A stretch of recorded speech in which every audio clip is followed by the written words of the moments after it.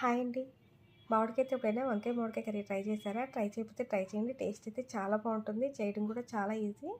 దీనికోసం 2½ tea spoon oil heat చేసుకొని పోపు దినుసులు వేసి వేయించుకుందాం. చాప్ చేసుకున్న ఆనియన్ ఒకటి, పావు స్పూన్ పసుపు వేసుకొని ఆనియన్స్ కొంచెం కలర్ చేంజ్ అయ్యేదాక వేయించుకుందాం.